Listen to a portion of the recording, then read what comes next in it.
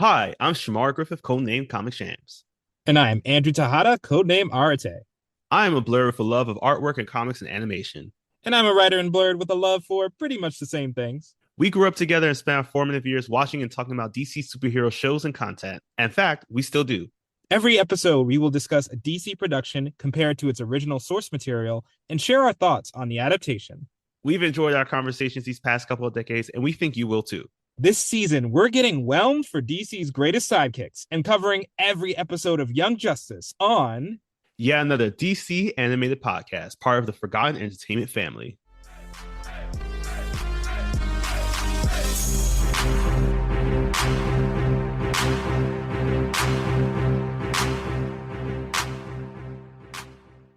Welcome to yet another episode of yet another DC animated podcast. My name is Shamar Griffith, codenamed Comic Shams. And I am Andrew Tahada, codename Arate. Andrew and I have known each other since 1996. That was the year Dexter's Laboratory premiered the Dial M from Monkey shorts. And this blew my mind because I didn't think about this before. The premise of these shorts is that the main character, Dexter, has a pet who is secretly a superhero that goes out and does superhero things unbeknownst to Dexter. Does that sound familiar to you? That just sounds like it's an ordinary platypus. Perry the platypus. Has no one realized this until now? Oh shit! Are we the first people to break this one open? What's his name? Dan Povemore. I love your work, but we might need to start talking because questions galore. The creator of Samurai Jack was gonna come after you, and look, Primal 2? I don't know. I wouldn't want to be in your shoes, man. Oh man, but speaking about monkeys and how dangerous or superhero, I guess heroic they may be, but mostly dangerous in the DC universe they will be. We're continuing our coverage of Young Justice. We're covering today episodes 3 through 6, entitled "Welcome to Happy Harbor," "Drop Zone," "Schooled," and "Infiltrator." This is a lot of episodes today. Oh yeah, we're gonna have to move as fast as Kid Flash to get through them all. But we can't trip like that one episode. So yes, we're covering these 4 episodes today, and these episodes are heavily going to cover just basically how this team is becoming established as a team, dealing with all their strains and rough parts of getting to know each other. So I felt like it was appropriate to call this one "Growing Pains." Mm, mm. They And do. They are pains. Some of them, in particular, that we'll get into. so much pain. So we got our cast list. Of course, we have already mentioned who is on the main team, the voice actors for the main team. So we are covering these next couple of episodes, just people we felt needed to be highlighted for their work. So starting off, we have Red Tornado, who's going to be popping up here and there throughout the series. He is voiced by Jeff Bennett, who you'll probably recognize through most of his animated content, but more importantly, Johnny Bravo. Oh, two very different voices. Quite very different, because next up we have Red Tornado's evil counterpart, Mr. Twister, who you'll know as John Delancey. But for our Trekkies out there, you'll know him as Q. And yeah, just also want to mention Jeff Bennett, Dexter's dad and Dexter's Laboratory. So it all comes full circle. Oh shit. Next up, we have Arnold Vosloo, who has been part of the DC Universe animated content for quite some time. We've heard his voice a couple times in a couple of shows and movies we've seen in the past. But today, he keeps his scary kingly presence going from Imhotep from the Mummy movies to now Cobra. Cobra Commander, as we like to call him on the show. Never change. Never changes. I will say, though, this Cobra was way better than the ones we saw in Soul of the Dragon. Oh God, God, not him. Why did he eat that mouse? I still don't know. Gladly wasn't one of those New York City rats. If he did, word, they fight back. Our last two on our list, we have the DC star. I'm calling her a DC star because I honestly feel like you can't have a DC animated content without her. Is we have Kelly Hu, who I'm hoping finally gets a chance to reprise any of her DC roles in the what I feel like we should now be calling the Saf Gunn verse. That is Peter Safran and James Gunn, whatever production they come up with. Great news for DC fans out there as we have a full chapter one phase or whatever it's called, and they're all going to be connected. That's going to be awesome. Yes, we will cover creature commandos. All right, guys, stop asking. Yeah, she is here. She may not pop up in Creature Commandos, but she's here today, Kelly Hugh, as Cheshire, who we'll see in our Infiltrator episode. And last but not least, we have Machete himself, or Machete, my bad. Oh, There you go. yes. Put that jet in his name. Machete is here. He is venom filled this time though, as Danny Trejo is Bane. That's just perfect casting. There's really nothing else to say Right. about it. Right. I was like thinking about it. I was like sitting down. I was just like, man, this is a great Bane. Like, I don't think I've ever heard a Bane this like scary. And lo and behold, it's Danny Trejo. So I mean, hey, if we could get him into this universe too, I'd love it. It just goes like Danny Trejo's Bane and then the Bane from Harley Quinn. Those are the top two Mm. Banes. Yeah, those are the voices you want. All right, so that's our cast list for our 4 episodes today. So let's hop on through the Zeta Tube to bring ourselves to our 3rd episode here of our series titled Welcome to Happy Harbor. We immediately start with Speedy just doing his thing as the Arrow sidekick, just going vigilante hero by himself. And right away, we always love a good background line here that is just hilarious. And as he's shooting the villain who will lose for most jacked character, but thank you for playing. He at one point he gets his clothes get damaged and he just screams out, "Do you know how much it costs to pay for a suit in my size?" I felt that and I almost sympathized with him. I almost went to arms for this suit. I wonder if he rented the suit. Hashtag not sponsored. Hint, hint. But yeah, as he's just depressed over his suit being just torn apart, we see that the rest of the team, the main team that we see with Robin, Kid Flash, and Aqualad, they all have joined on this battle, trying to once again convince Speedy to join along with their team. And he's just like, nah. Like, when they tell you that like you could ask out somebody, the worst they could say is no. I felt like this was way worse.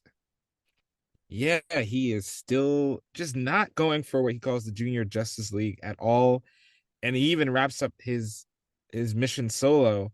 And as they're trying to reel from not having Speedy, they go back to base where Kid Flash and Robin are just so focused on trying to win over Miss Martian that they barely notice that the missions are coming a little bit slow. I did like a little detail here when they were talking that Kid Flash is like, "Oh yeah, Robin can't even tell you his real name," and it's just so fascinating to find like he's always in the sunglasses, very Teen Titans Yeah. Method. But yeah, he can't even let his guard down to tell his teammates his real name at this point, which I thought was really a really nice touch for him. Yeah, I agree. And so yeah, as they realize that they're trying to build each other in their relationship as a team, Miss Martian, she realizes that she decides to share her own Earth name that she decided upon, which she goes by Megan.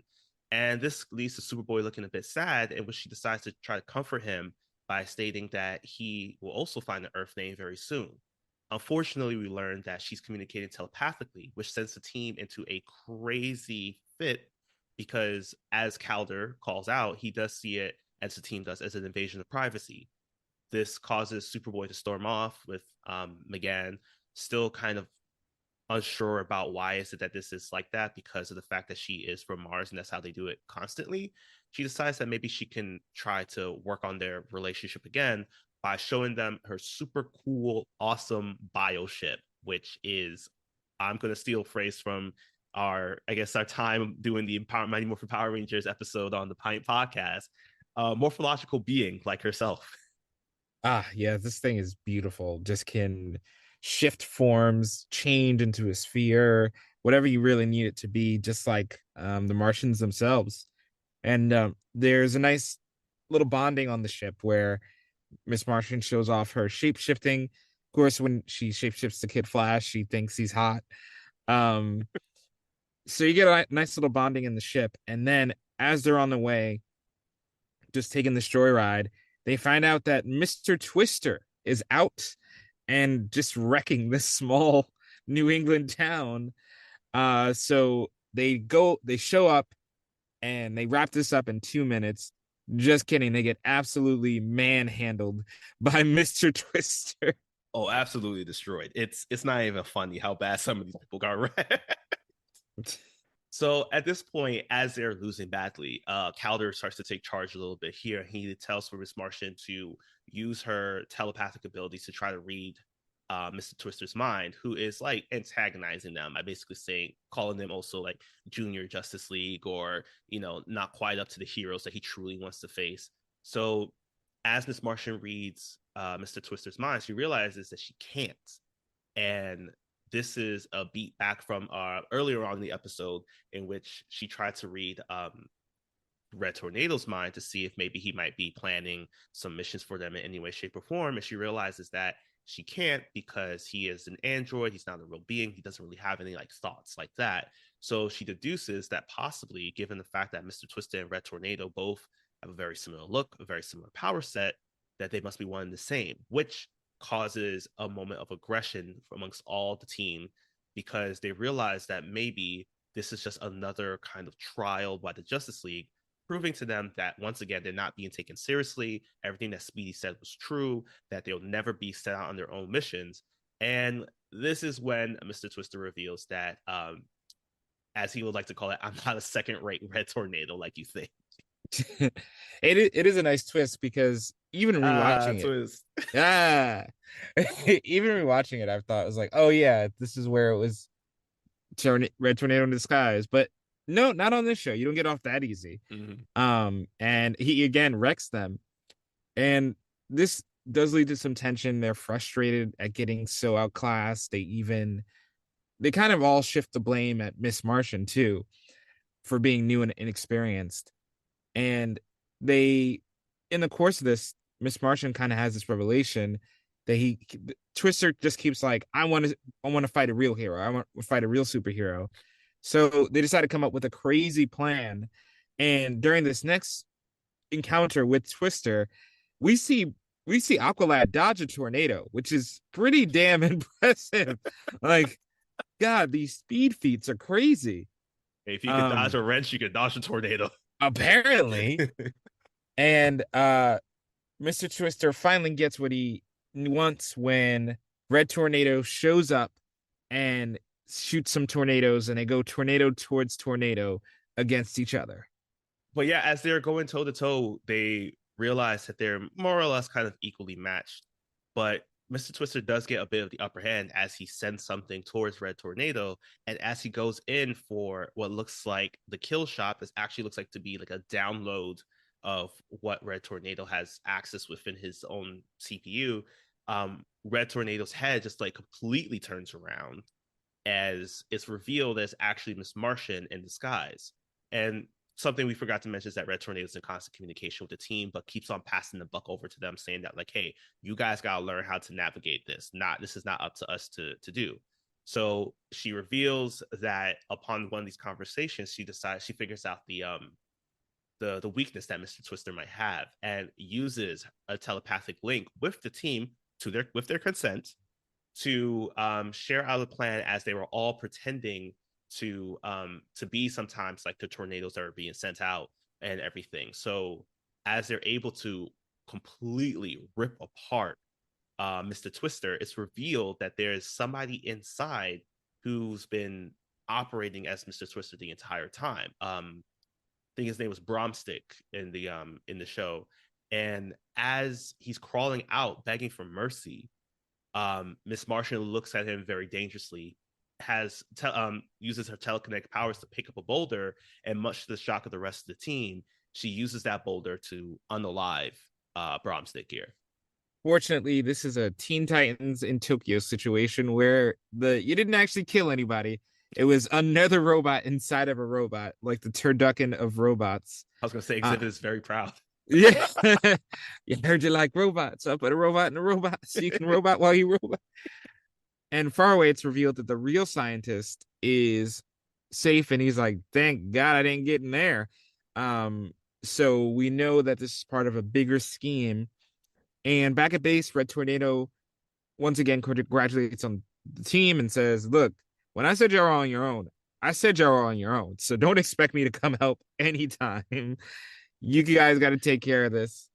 And Superboy actually takes a step forward, apologizes to Miss Martian for his behavior earlier and for putting where everybody should take turns apologizing because they were Mm-hmm. brutal to Miss Martian. And we have a sense that this team just might make it through. Yeah, and in fact, they are so comfortable with one another that they decide that it's time for them to do a group trip. As we jump into our next episode, where they go on a spectacular Caribbean getaway, as we open up to Santa Prisca, also known as the location where the entire Cobra gang, along with Bane, is currently stationed. And right away, they don't waste any time. Bane is ready. He is ready to just get into this. He's ready to fight whoever they got.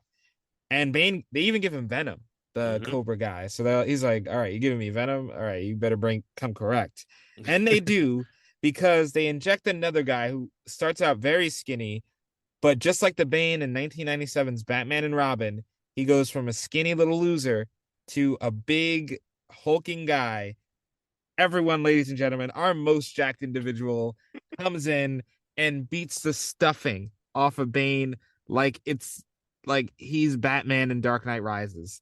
The beating Bane gets is just unreal. I also just want to shout out the design that they gave this character who we don't know. He's never given a name or anything. But this character is so jacked that his skin can't even keep up.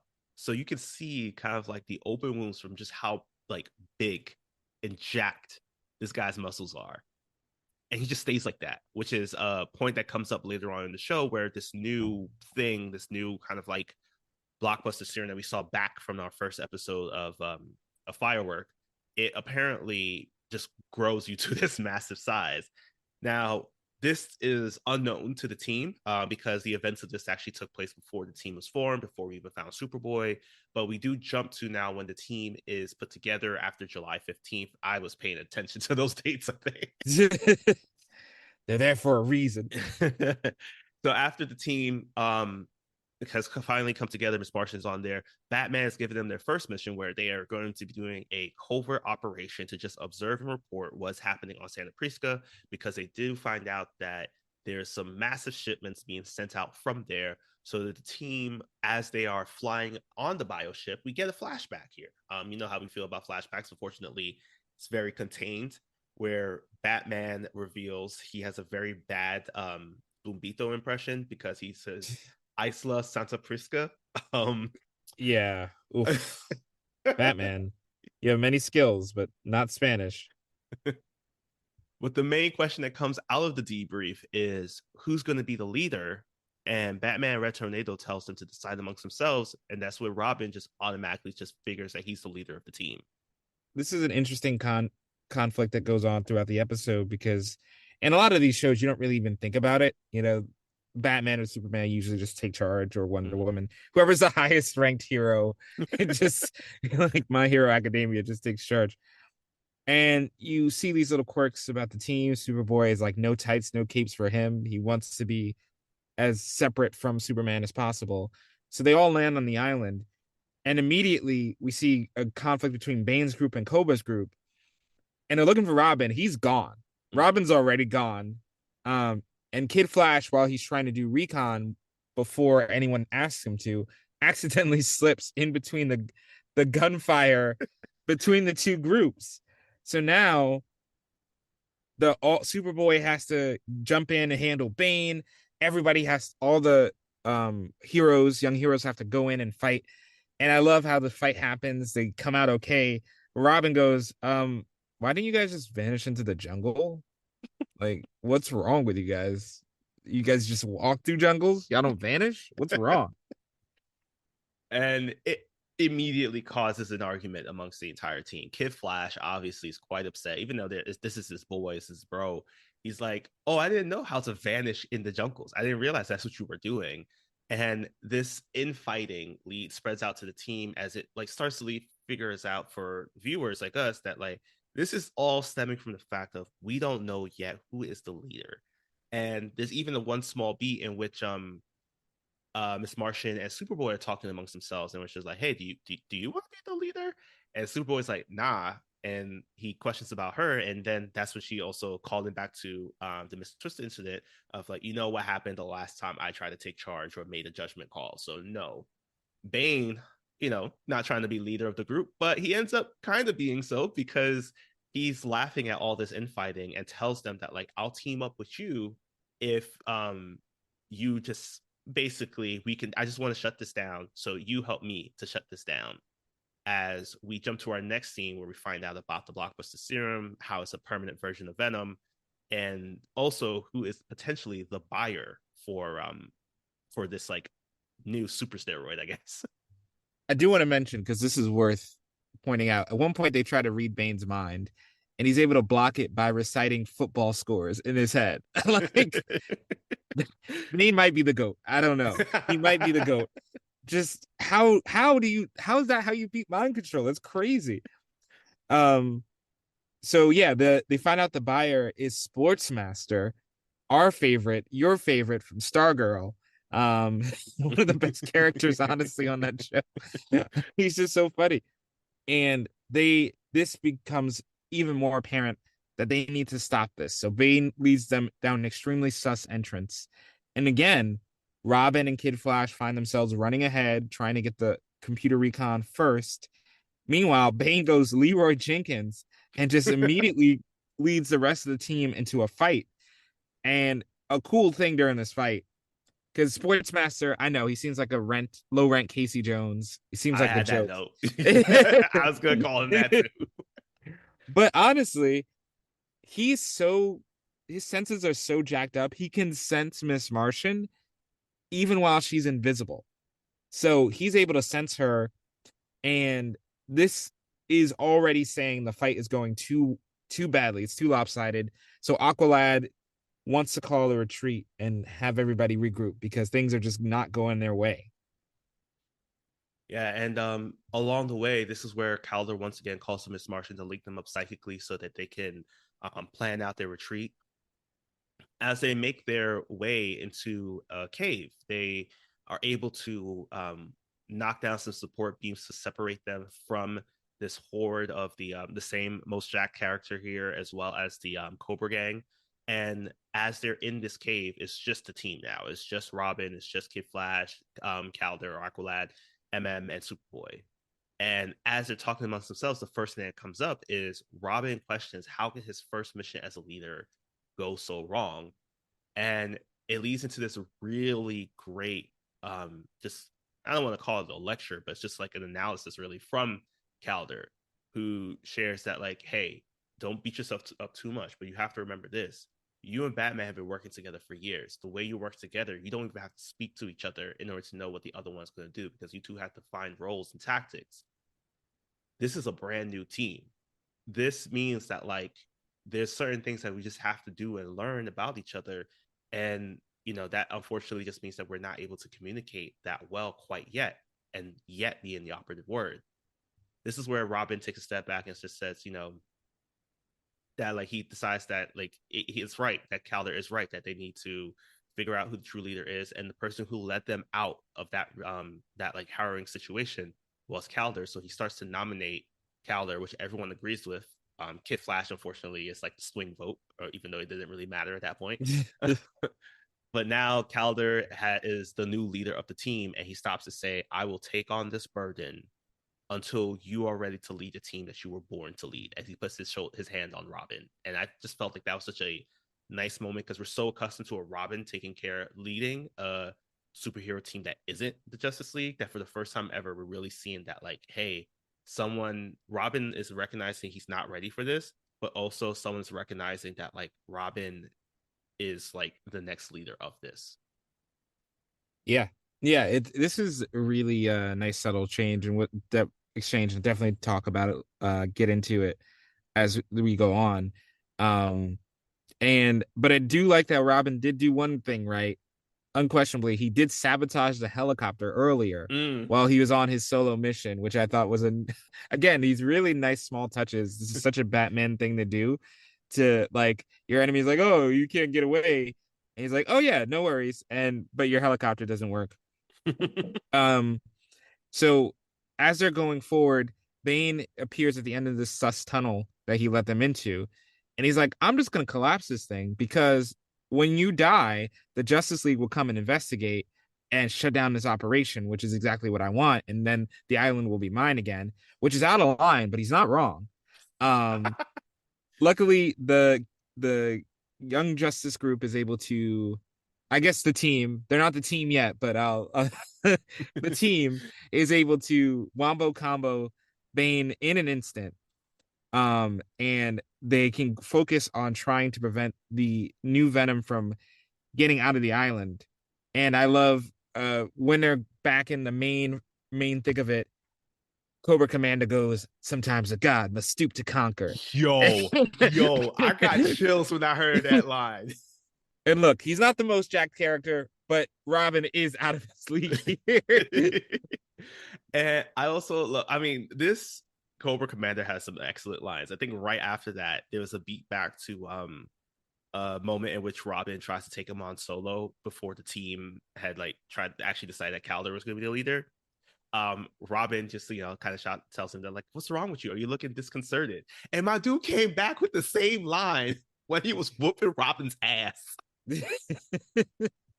It's up there now for me with like Papa, here's your pipe. It's these little small lines like have a big impact. Speaking of a big impact, the team finally does win, even though Sportsmaster is able to take off in the plane with the Venom. But it's revealed that apparently Miss Martian put all the bombs that Bane had grabbed from earlier into the helicopter and just blows it up. I'm assuming Sportsmaster does survive. But as Cobra Commander sees this explosion and the team's coming at him to take him down, he drops another great line before he vanishes into the jungle, in which he says, I'm plagued by mosquitoes. And then he just walks away. Yeah. We got to talk to Miss Martian about how bombs kill people because maybe it won't kill a Martian, but she was not, she was ready to kill him. We are reminded this whole mission was supposed to be observe and report, not interfere. So Robin's like, look, I admit I didn't do this mission, but at least I don't have to explain this to Batman.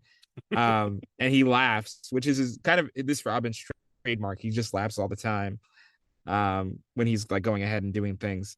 So Aqualad, he laughs at Aqualad having explained it, and Batman does give him a lecture, tells him everything they did wrong. They're going to get itemized reports, but also says, good job. Prep time doesn't always work, which I know will shock many legions of Batman fans everywhere. But he admits like how you improvise is what really determines the nature of the team. And even though there's that hopeful note, it also ends on the twisted note that the light is getting kind of pissed with this team and will do something about it very soon. Yes.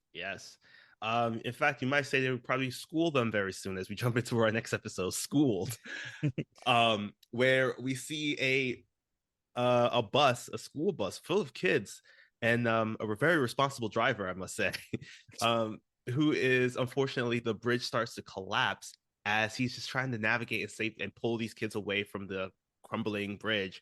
Fortunately, Bruce Wayne was in Wayne Tower seeing this all go down. And as he's walking very calmly to go down to try to see if he can save them, Superman flies in and catches the bus before it falls.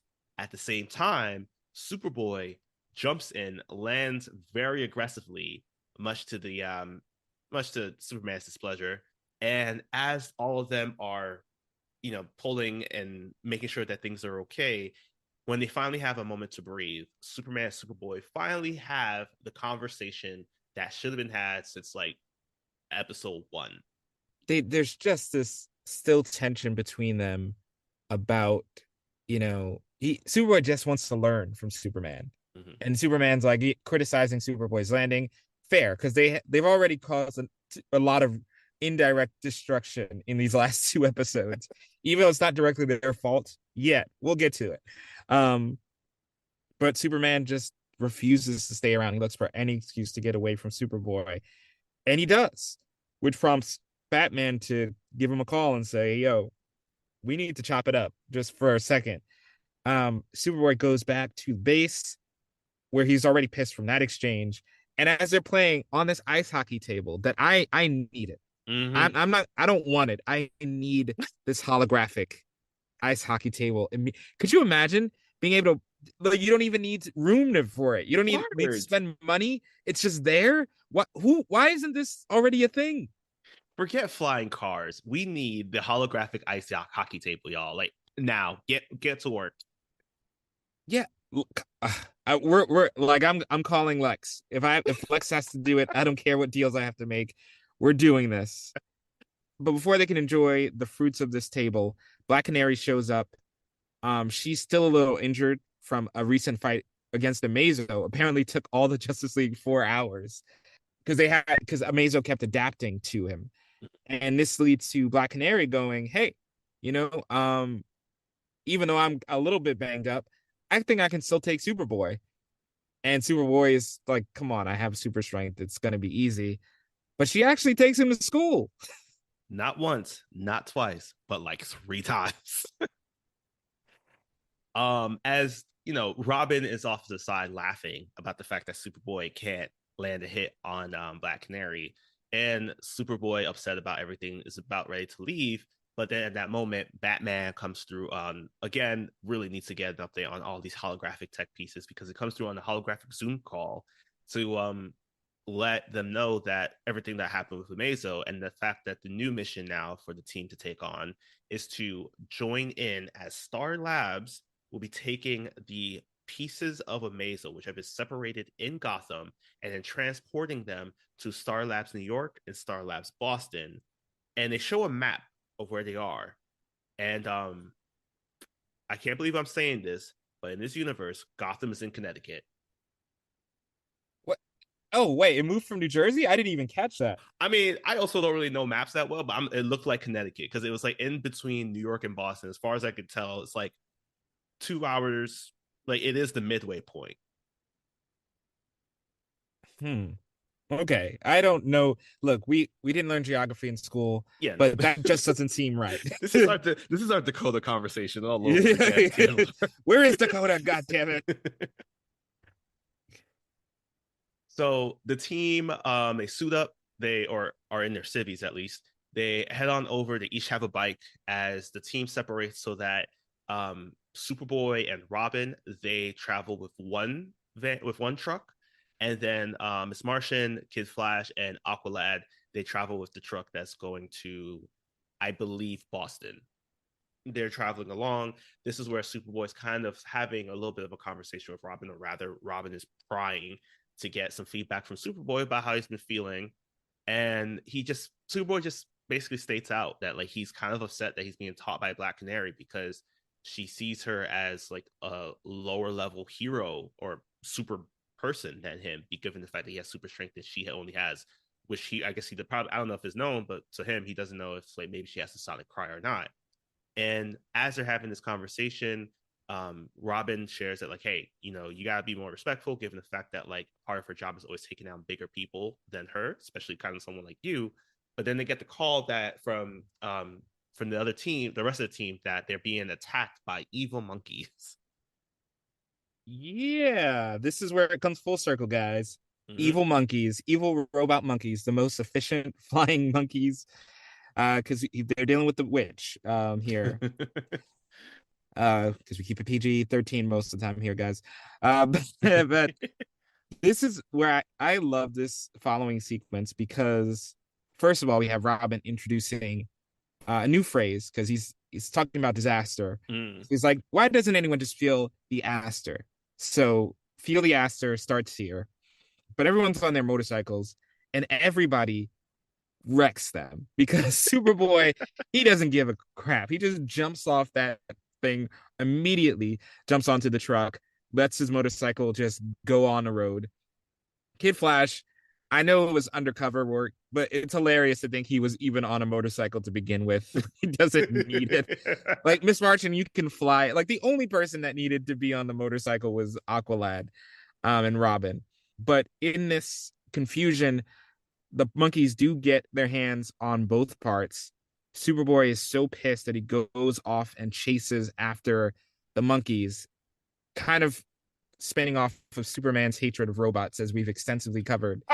In, in he passed it down to his son, and we find out the parts are converging on Gotham, as they're trying to regroup and catch up. Because, and I do like this little bit of realism where Aqualad and is too far in one direction. So he's like, I'm Mhm. not. Me and Miss Martian are not going to get there in time. Kid Flash can get there, but Robin's on the east, so he'll get there soon. Um, so they have it set up for who can get to Gotham. And as they're all racing there, we get a scene, superhero diner time once more, where a little on the nose that Batman's eating devil's food cake, but I'll I'll accept it because we have a good conversation between him and Superman. Yes, and I did. This is actually something I did want to ask you about. How did you feel about this conversation? Because as they're talking it through, Batman is telling him that you gotta be there for him. He needs a father. He's not using any specific superhero, supervillain code words. He's actually having it as just like, Clark, you seem like an absentee father. He needs help.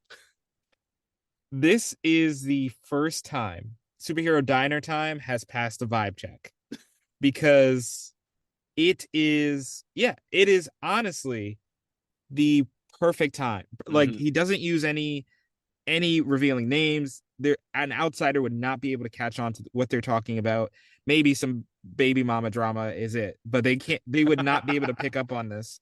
So really good chat of like Superman, him, Batman saying, "Look, you have a son that you're not too happy about. I don't know if he knows about Damien yet in this universe, so he can't be like, I get it, but he does encourage Clark to do something, just at least acknowledge him. Otherwise, who knows what will become of this boy without guidance? And fittingly, he's not immediately like on board. Like Superman, this does not Of change his course. mind overnight, but it does get him to start thinking. It also leaves Bruce with the bill. So Oh yeah. Well, I mean, let's be honest. oh yeah, that's true. But yeah, as he should be thinking of his son, because his son is about to confront some more monkeys. hmm Here is the moment in which we finally meet Ivo, who reveals that the monkeys is actually an acronym for that spells out monkey, and he comments on how long it took him to actually figure out the acronym. That also includes the letter Q. And as he also reveals that he's finally assembled Amazo back together, and we get to see the full extent in which Amazo has copied a ton of superpowers. He's copied Captain Adams, he's copied Superman's Black Canaries, who has the cry, Miss Martian Manhunter, the Flash one was crazy. The animation speed on that and the speed on those punches was amazing. It's like being rocked by, like Jet Li or somebody from the Raid in real life. Like you would not see that coming. So as Amazo's putting the work on Superboy, he sends him flying into basically into Gotham since they're there now, especially into a school. On the flip side, we find out that the rest of the team, thanks to Robin's hacking skills, which are really, I think this is like really being developed more and more throughout the series of these past couple episodes. He reveals that he was able to reverse hack the GPS signal on the monkeys because they must have known how to find the pieces of Amazo by using GPS. So they were able to reverse hack the monkeys so that they now know um, where the Amazo pieces are, and it all comes together as Robin reveals that it's convening on his school. Now, there is a small beat in which we actually do learn the name of this particular Robin. There's a little picture here that says that Dick Grayson is apparently a mathlete, like the mathlete #1 champion. Yeah, what is this? Did throw me off a little bit, because what Mhm. is Dick's, like, is he graduated but he's 15 or something I canonically in don't. this? I think he's 13 because I remember there is in the Drop Zone episode. I think there's a scene in which Kid Flash comments on Robin being like a 13-year-old. So he's somewhere between 13 to 14. And in our next episode, it gets revealed how old Kid Flash is as well. Yeah, it doesn't become a problem yet, but Right. it's something to keep in mind. Um, but yeah, in the school, things are still looking pretty bad for Superboy. But luckily, Kid Flash and Robin, and a choice arrow from a distance helps turn the tables while Ivo's watching in the stands. Superboy just goes, "I'm gonna go after Ivo," which throws off Amazo because he doesn't know where to focus his energy. Mm-hmm. And there's a cool cycle of techniques. Um, the Martian Manhunter technique is ultimately what gives him the edge. He's able to get when he phases, he's able to get inside. Superboy can destroy the CPU, and get through it. And this gem is wrecked. This is Mm. our young destruction right here because have they're gonna come tomorrow for the basketball championships and be sorely disappointed because their gym doesn't even exist anymore. So now as the team, I guess now that they have to just not leave a note or anything, and Bruce Wayne is not going to be paid for this gym, they realize that Ivo does escape, and Amazo separated again, being transferred to the Star Labs facilities in New York and Boston. We end our episode with learning that the arrow at first was thought to be belonging to Green Arrow. Robin goes off saying that like, yo, once again, you don't trust us. And as he reveals this arrow to Green Arrow, he shows that they're completely two different arrows that are in Green Arrow's arsenal. So they just assume that Speedy was the one that was watching their backs.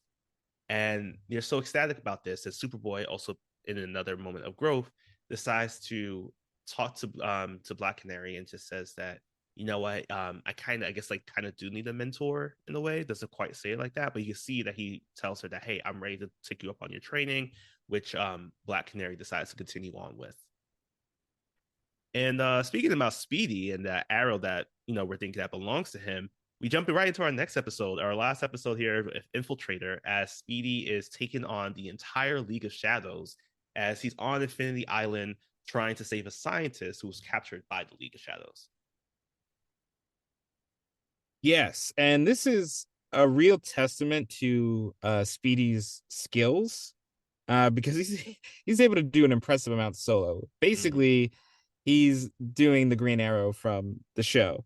Um, Stephen Amell is just like, you did not fail this city. he is succeeding, and he is able to narrowly rescue the scientist from a facility, and get away on the arrowboat, the classic arrowboat as everyone knows and loves. But unfortunately, he's not able to help get the technology that the League of Shadows was forcing the scientists to make. Um, so as he speeds away, we catch up to the Young Justice heroes, who the team is just enjoying a beach day, except for Wally, who is in school, which introduces the point. If Robin is stated to be clearly younger than Wally, did he graduate early? Is his school on a Oh, completely different schedule than Wally's for some reason? I would assume it's the latter. I am assuming that Wally goes to public school and Gotham Academy is what it was called. It seems very much like a private school. Like Wally also went to school mad early. Like I think the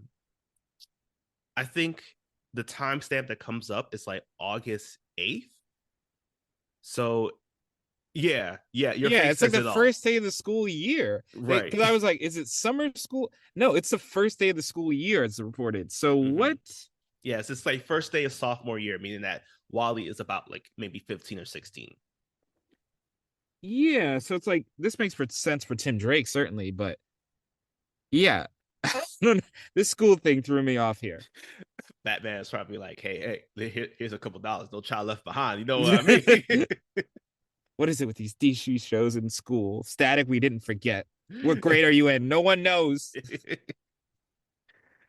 So Wally goes through a very, very long day of school where, of course, he can't use his powers, so he's subject to all kinds of things where water fountain sprays in his face, he gets hit in the face with a dodgeball, and when he's finally done, he races over to Mount Justice in full on beachwear.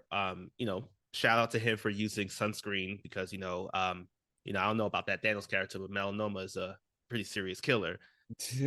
Um, and this is where we get introduced to a new member of the team, Artemis, who is apparently Green Arrow's new protege, his niece, and the owner of the arrow that saved Wally in the last episode.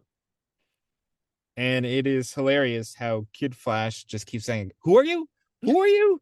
Who are you?" Just all like so upset because presumably because she joined this team, and after all they had to do, all the other sidekicks had to do to join the team, now she just suddenly inducted Mm. over Speedy, who, speaking of, shows up, says he goes by Red Arrow now. Again, this is feeling a lot like the Arrow show on the CW. Um, and he is letting them know that this doctor has created a device that can send out like a cloud of computer ticks or We flies, just call them nanites, just nanites, nanotech. sure, nanotech flies that can steal data like mosquitoes. Um, Like mosquitoes. That's a good and one, actually. I don't like I don't understand how it works. That's why she's a genius. But he says he has her stashed away at a school, and he came to bring this to the team's attention to take it from here. But he doesn't want to work with them. He's still so aggro Mm-hmm. about everything, and he kind of leaves them to do it. And we get the team accepts the mission, and even though Green Arrow really wants to just um work with him again, he decides this is a good test for Artemis, so he sends Artemis on the mission. Yeah, I do also want to say real quick that it's like there are a lot of scenes in here that are like very reminiscent for Batman fans about uh of the transition from Jason Todd to Tim Drake as Robin, where Red Arrow, or Speedy or whatever he wants to call himself, um, he is very upset with Green Arrow for picking up this new protege, and in fact calls him out on it. So it's like, oh wow, you couldn't even wait for like the bow and quiver to get cold, huh? Couldn't you? Or and it's causing a moment of contention where Green Arrow wants to bring his protege back into the fold, but he's really just dead set on, especially with Artemis, just like deading her. So as the team is on their way on the mission with the Dr.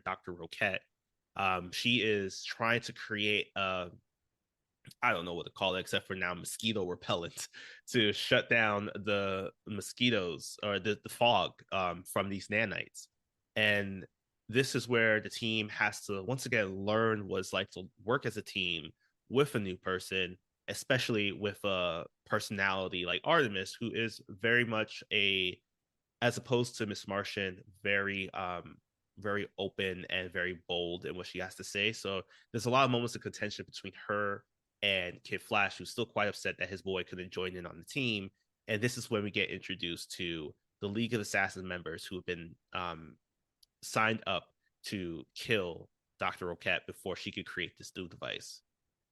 One of my favorite things about this scene is League of Assassins calls, "Who's our nearest assassin in the area?" Like delivering a pizza. Like which Uber can get there fastest? Definitely 30 Um minutes or less. so BC Cheshire is very good. She's able to sneak past Artemis and Miss Martian, who has like all these mental powers too, while because they were arguing over Superboy for a second.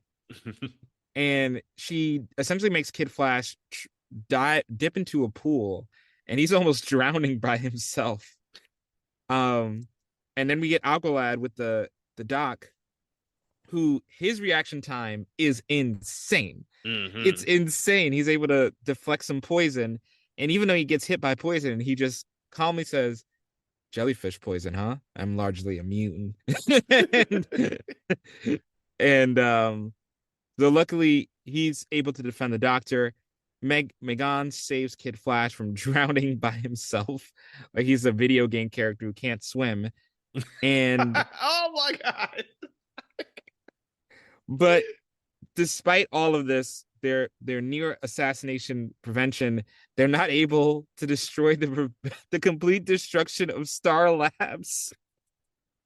So unfortunately, this leads to more issues amongst the team.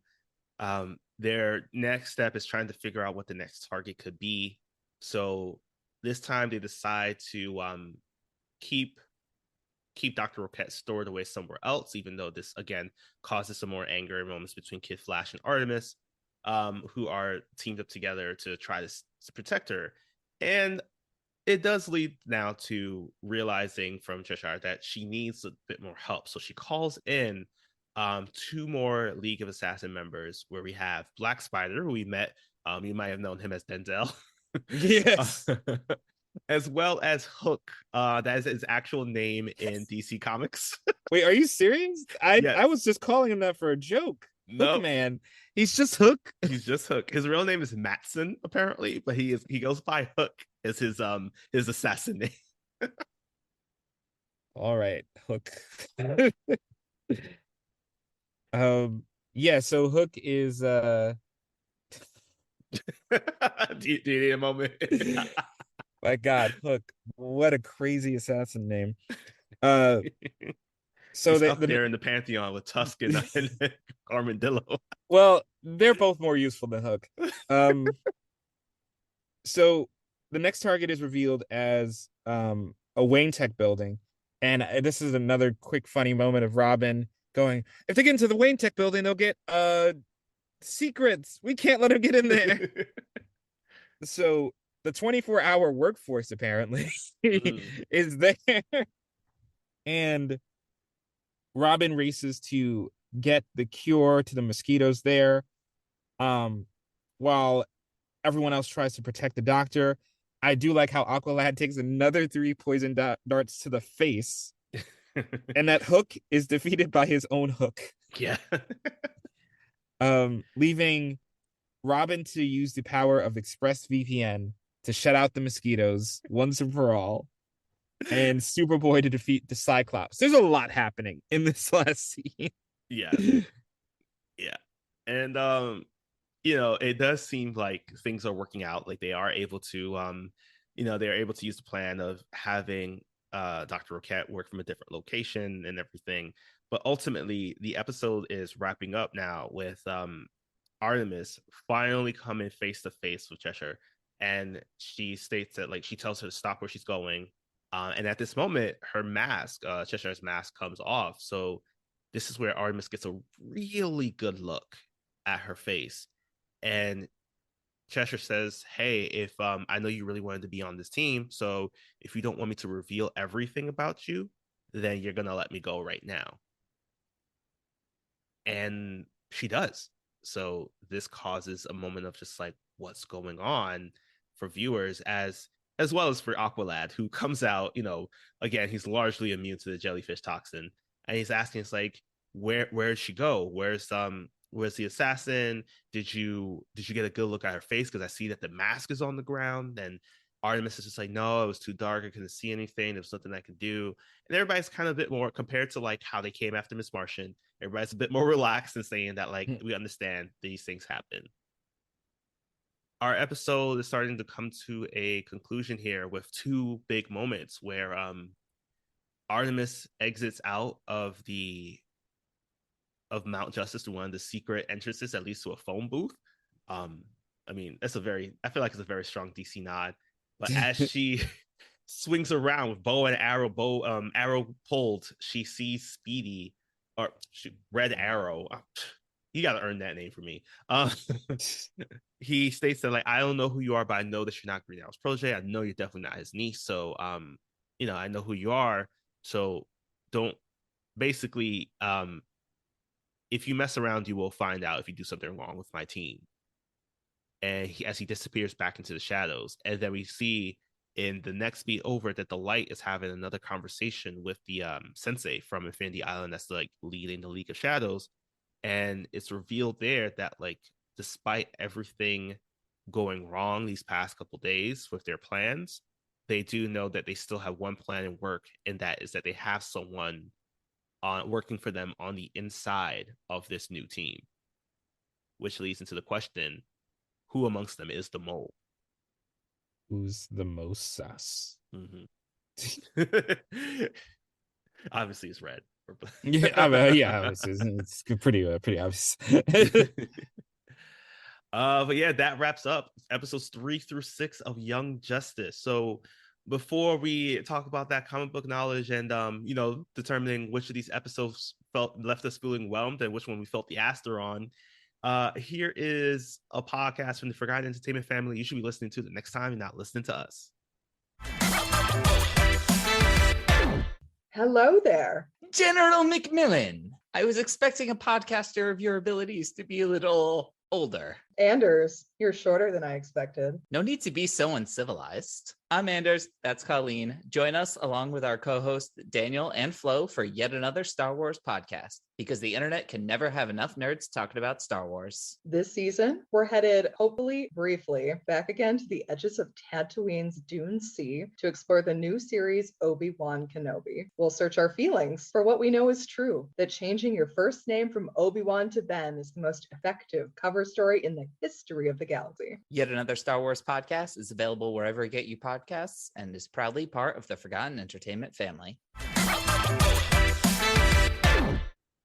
All right, Andrew. How you feeling about this? Which episode you feel was the whelmed episode, or I guess really the episode you felt maybe moved the story along a bit? Where did I feel the aster? That's the question. I'd say the best one out of this batch for me personally was not Infiltrator. I'm gonna go inverse. Infiltrator is not a bad episode by any means. It's just there's a lot happening in that episode. Look, come on. And you got the little Cyclops robot guy. Mm-hmm. It was the first episode where it kind of felt like you threw in a bunch of very low rent villains. And I get it, because you don't want to throw in a bunch of heavy hitters, because then you wonder, like, what's the Justice League doing? Mm-hmm. But yeah, there were so many low rent villains in this. The plot moved on at a breakneck pace. And this is another thing I'm realizing. My enjoyment of these episodes is proportional to how angry Roy Harper is. So the angrier he gets, the less I'm going to enjoy it. So that's why it's at my bottom for the week. Mm-hmm. Secondly is Welcome to Happy Harbor. Again, not a bad episode. It's just that the other two episodes do exactly what it's doing, a little bit better.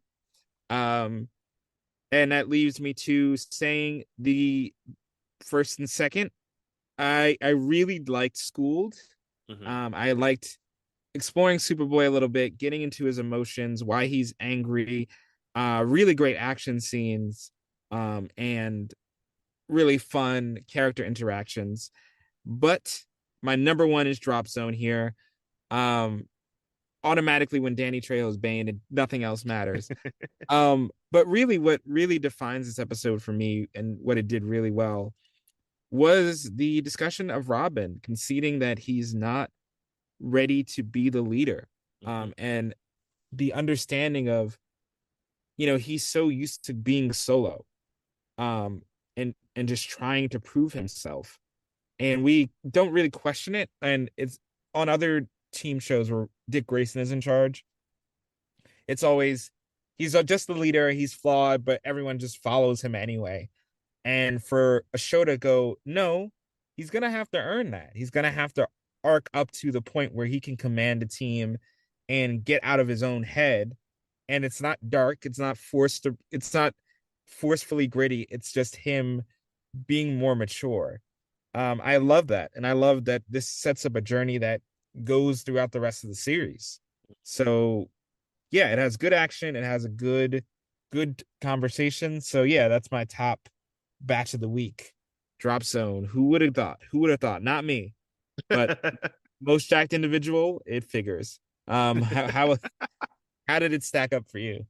Yeah, I'm going to agree that that Drop Zone did, was my number one here too, just because again, it's like what you're looking for at this point in the series. This team just got thrown together, not really like, it's not really like they went through an HR interview or anything to figure out if they're a good fit or at all. It was like, hey, you guys, you happen to have one particular case, so we're now going to slate you guys to be in the team. And this showed how much back and forth went into that, where Superboy and Miss Martian they both are like, nah, I don't want to be the leader. Miss Martian for good reason, because of what happened with her in Welcome to Happy Harbor. And Superboy, I mean, he's 16 weeks old, and like I mean, he's not saying that he's like the youngest member of the team, but my boy is actually the youngest member of the team. Um, so that's why I did feel like, Drop Zone was good, because he do get these like strong moments of dialogue, and Kid Flash providing a little bit of humor in between, of saying that, like, I should be the leader, and everybody's just like, nah. So Lead what? right, exactly. So, and I did like the fact, I think this is a moment where you do get a chance to see more of Robin. Like I was mentioning, there's this like common sense of just knowing that, like, oh, Robin will lead a team. And here it is. He's just like royally messing up. And he acknowledges that, but thankfully, by passing it off to Calder, I'm just saying, personally, I love the fact that we have a black leader. Mm-hmm. Just saying. Um, so yeah, that's why I felt Drop Zone was our strongest episode this week. Um, I'm actually really matching up with a lot of the stuff that you were saying, because like for me, the episode that did feel like it needed, if not something removed from it, or some fine tweaking, was Infiltrator. We do get this big reveal that there's a mole within the Justice League, within the DC superheroes, or even within this team. We do get a bit of closure when it comes to Speedy and now Red Arrow not wanting to be a part of this team and even going out solo. But for the same reasons of just like, there were so many new elements, there were so many moments that were happening compared to the other 3 episodes where it felt like we had a linear story. It felt like seeing everybody operating in so many different capacities didn't give us an opportunity to really dive into a lot of stuff. Like the main takeaways you get is just like, Kid Flash doesn't like Artemis. Artemis likes to flirt with Superboy using telepathic mind communications and all that. And there are some little moments in which we get a chance to like learn more about the heroes and how it like stems from like different moments in past missions. Like the callback that Miss Martian also had like a bad moment in which she had just joined the team, and it takes some time for them to warm up to them.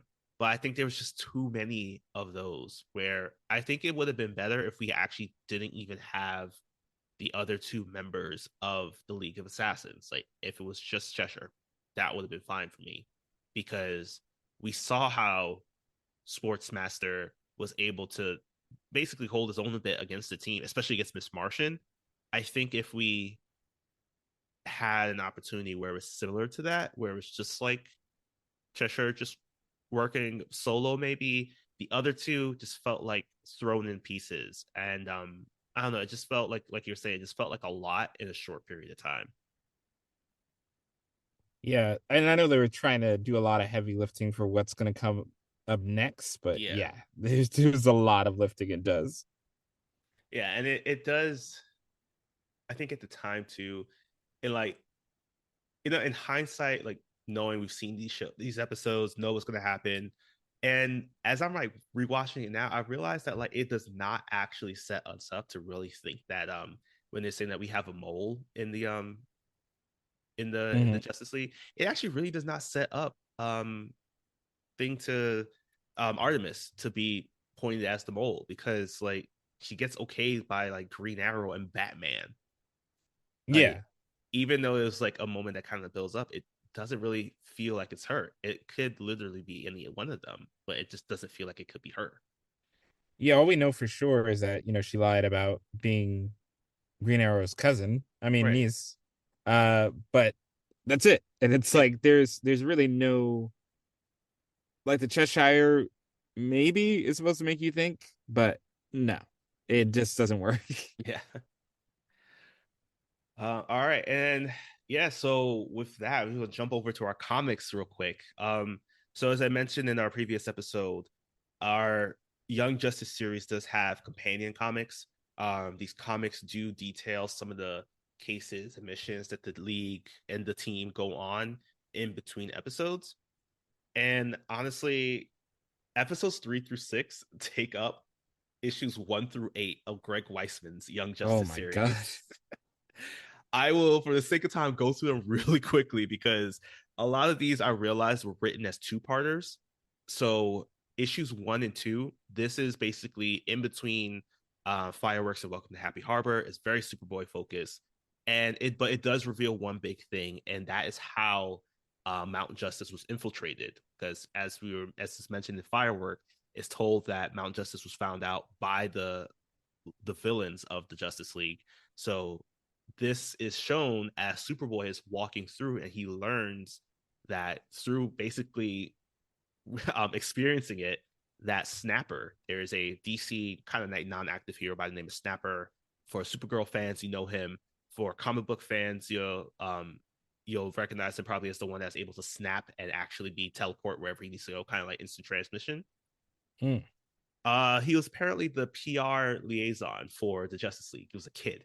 So again, I need these Justice League members to not employ kids anymore. Batman would disagree. So it gets revealed that he accidentally led the Joker to where Mount Justice was, and Joker sends off a package that's filled with green monkeys, and it attacks the entire Justice League while in the tower, while in Mount Justice. And Superboy tries to stop it, but more and more he's realizing that none of his efforts actually work, and he only realizes because when something happens where the systems in Mount Justice only recognize him and none of the Justice League members, he realizes it's all an illusion. And when the illusion comes down, it reveals that one of the genomes that was connected to him and teaching him everything, followed him because it missed him and was sharing, basically just remembering what was happening, and was feeding this information to Superboy. So he was experiencing it in real time. Okay. Yeah. The reason why I had to bring it up is because by the end of it, after fighting against Joker, after helping to save Snapper, and having to, I guess like trying to save Snapper and fighting against all these monkeys, it's revealed this is why Superboy hates monkeys. Well, I'll give him that. I'll give him that. I would be the same after this. Next up, issues 3 through 4. This is actually where we truly get introduced to the League of Shadows, because the League of Shadows apparently kidnapped a woman. Robin finds this out. It's a different woman from our Infiltrator episode, which feels just random, right? I feel like the League of Shadows has a type. But Robin finds out about the plot. So this is like again in between Fireworks and Welcome to Happy Harbor. It's like the day after they go into Mount Justice. So he brings the news about this mission to Kid Flash and Aqualad. So they go and try to protect this woman. And this is actually where they first meet Black Spider and Hook. They're canon. They are canon, but it fucks with the continuity. Okay.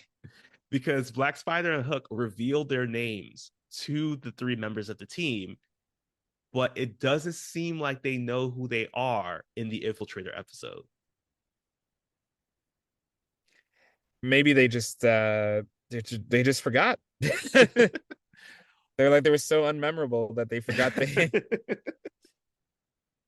But what they will remember, which is what I felt was like one of the WTF moments in comics today, is that even though Robin and Kid Flash and Aqualad were able to save this woman, they hear a report the next day that this woman died because after they stopped the League of Assassins, they just let her go outside.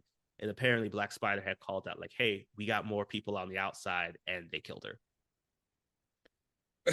Okay. That felt very pointless. Right. Yeah. 5 and 6 is probably our most chill in this like break. It takes place right before the Santa Prisca mission, but right after the battle with Mr. Twister. So now Miss Martian has joined the mix, and everybody's kind of talking about how they became the sidekicks. Now, I think this one is really good because if you really want to find out why Superboy is just so angry about all of this, about seeing that not being able to connect to Superman, this is the comic to read, because we get a chance to learn some great stuff about how each one of the sidekicks became the sidekick, like how Aqualad fought alongside Aquaman one time against Ocean Master, and Aquaman was just like, you know what, kids are good soldiers in war, so I'm just gonna recruit you and Garth. Kid Flash reveals something that's pretty crazy, where we learned that in this universe, every Flash is inspired by the previous Flash. So Jay Garrick, when he became Flash, he was very public about what happened with him and even his own identity. So Barry, fascinated by him, decided to have conversations with him, took down notes of like what chemicals he was using, and actually purposely recreated the accident that turned him into the Flash so that he could become one as well. And Kid Flash was inspired by Barry's Flash. So when he found out that his uncle was the Flash, by looking through his notes and everything, he was really ready to become a Flash himself. But Barry was like, no. Kid Flash was just like, well, I'm going to do it anyway. Created the accident, and then that led him to a coma. That eventually, after waking up, he finally got his powers. See, this is why you should lock up this kind of research, like you don't leave it lying in your study. Word. Other things we find out, apparently Dick Grayson had a whole entire family with aunts, uncles, and cousins that all died during the Haley Circus incident, except for one who was paralyzed and put into a coma. Damn, somebody was thorough. And finally, Miss Martian probably has the coolest one of all, just because so we do get a little bit of knowledge about what was happening on Mars at the time, especially the racism that was happening on Mars. So she reveals that after Martian Manhunter seeing how all these heroes have sidekicks, he decided to return to Mars to hold a competition to find the next sidekick for the next Martian that was going to come to Earth with him to become a hero. She basically joined in on this competition, much like in Diana, and won the title of Miss Martian. So she like basically is the Wonder Woman of the group a little bit. Okay, I do like that. That is a cool little twist. Yeah, and it was only a couple pages, but I do wish they kind of expanded on it more, because they do show in some scenes where it's just like the gladiators, like the TV show Gladiators kind of style of battling, flying through things, and really pushing herself to the limit. And speaking of pushing themselves to the limit, Superboy reveals that he doesn't care about, he's like jealous of everybody having this connection to a mentor and hearing their origin story. But more importantly, he decides to take the time to dream about what it'll be like to defeat Superman in case Superman ever turned from the light, like he's programmed to do. Okay. And finally, issues 7 through 8 are our Artemis introductions. Honestly, this is probably why I'm feeling now like they in the show it really is set up so that Artemis can't be the mole, because they do provide a lot of context of who she is as a character within these 2 issues, where her mother returns from prison, and her father wants nothing to do with her mother, even though he's the reason why she's returning from prison, plus the fact why she's in a wheelchair.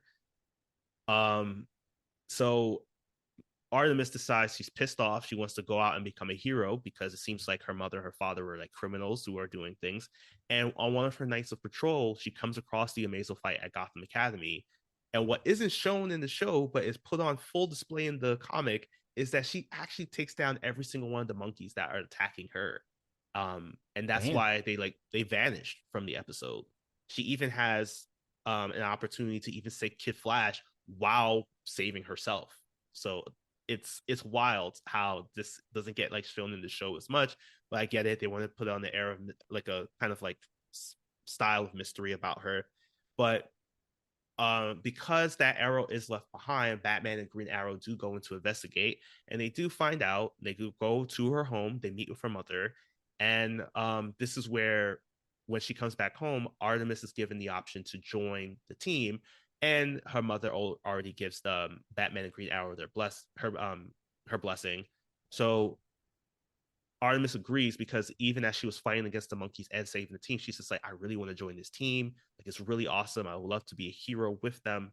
So she agrees to join as long as they keep her lineage a secret. So this is where the cover story comes up that she's Green Arrow's niece, since as Green Arrow remarks, they're both blonde. That's all it takes. Mm-hmm. We got blonde hair and blue eyes. You apparently could just join the team. So yeah, those are issues 1 through 8. The following issue, I believe, will follow up with our next episode. As we kind of jump into the episode 7 of Young Justice and see where that journey takes us. But in the meantime, hashtag not sponsored, all these comics are available on DC Universe Infinite. So while you peruse those, remember to take care of yourselves, and always remember that no matter where they are, whether they be in Oz or in the DC Universe, flying monkeys are evil. Yes, and if Bane criticizes your team building skills, you might want to get some help, Don't recruit Hook, but do anything else. Yeah, no. Goddamn Hook.